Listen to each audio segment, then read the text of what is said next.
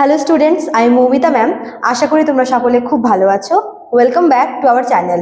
আজকে আমি তোমাদের ফোর্থ সেমিস্টার মেজর পলিটিক্যাল সায়েন্সের ইউনিট 3 থেকে পেপার 6 এর ইউনিট 3 থেকে আরও একটি নিউ টপিক আলোচনা করব, যেটা হচ্ছে সত্যাগ্রহ। এই সত্যাগ্রহর মানে মূল যে প্রবক্তা তিনি হচ্ছেন এম.কে. গান্ধী। ঠিক আছে, তো এম.কে. গান্ধীর সত্যাগ্রহ থিওরির ওপরে আজকের ক্লাসটা নেব। তো ক্লাসটা শুরু করার আগে বলে রাখি, যারা আমাদের কাছে অনলাইনে পড়তে চাইছো তারা এখানে দেওয়া দেখো দুটো হেল্পলাইন নাম্বার আছে।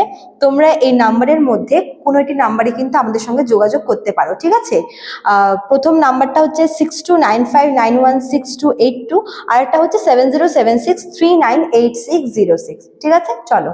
তো আজকের টপিক যেটা শুরুতেই বললাম যে সত্যাগ্রহ বাই এম.কে. গান্ধী। ঠিক আছে, এই দেখো প্রথমে আমাদের জানতে হবে যে সত্যাগ্রহ কথাটার অর্থ কি।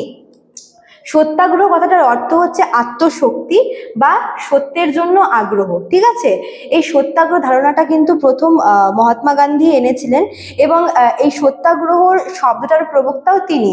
এবং সত্যাগ্রহ হচ্ছে এমন একটা আন্দোলন যেখানে মানে সত্য এবং অহিংসার মাধ্যমে কোনো অন্যায়ের বিরুদ্ধে প্রতিবাদ করা।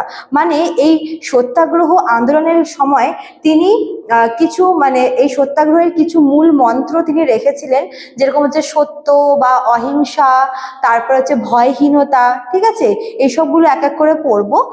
বাট এতটুকু জেনে রাখবে যে সত্যাগ্রহ শব্দটির প্রবক্তা হচ্ছেন এম.কে. গান্ধী, এবং এই সত্যাগ্রহ কথাটির অর্থ হচ্ছে আত্মশক্তি, বা যেটাকে বলা হয় হচ্ছে সত্যের জন্য আগ্রহ। তো এই সত্যাগ্রহ প্রথম হচ্ছে প্রবর্তন করেছিলেন মহাত্মা গান্ধী দক্ষিণ আফ্রিকাতে। ঠিক আছে, সাউথ আফ্রিকাতে তিনি প্রথম হচ্ছে এই সত্যাগ্রহ আর কি প্রবর্তন করেছিল। ঠিক আছে, এবং তিনি ভারতে আসে 1915-এ, ভারতে আসার পরে তিনি 1917-এ চম্পারণে কিন্তু প্রথম হচ্ছে সত্যাগ্রহ আর কি করেছিলেন। ঠিক আছে, তারপর এক এক করে তিনি খেদা সত্যাগ্রহ, ঠিক আছে, এছাড়াও তিনি আরো অনেকগুলি আন্দোলন এই সত্যাগ্রহের পথেই করেছিলেন, যেরকম ডান্ডি অভিযান, যেটাকে হচ্ছে আমরা লবণ সত্যাগ্রহ বলি। ঠিক আছে, 1930 সালে। আর কি আছে, অসহযোগ আন্দোলন 1920 সালে তিনি অসহযোগ আন্দোলন, যেটাকে ইংলিশে বলা হচ্ছে নন কোঅপারেশন মুভমেন্ট। ঠিক আছে, এই আন্দোলনটাও কিন্তু তিনি অহিংসা এবং সত্যের পথেই করেছিলেন।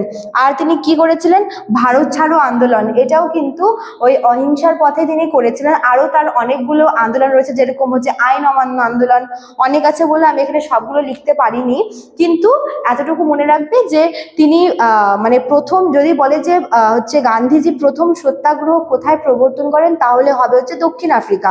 এবং ভারতবর্ষে প্রথম কোথায় প্রবর্তন করেন সেটা হচ্ছে 1917-এ চম্পারণে। ঠিক আছে, চম্পারণ সত্যাগ্রহ, খেদা সত্যাগ্রহ, এই সমস্ত সত্যাগ্রহ ছাড়াও হচ্ছে তিনি আর কোন কোন আন্দোলনে এই সত্যাগ্রহের পথ অনুসরণ করে, সেগুলো হচ্ছে ডান্ডি অভিযান, যেটাকে আমরা লবণ সত্যাগ্রহ বলি, অসহযোগ আন্দোলন, আইন অমান্য আন্দোলন, তারপর ভারত ছাড়ো আন্দোলন ইত্যাদি।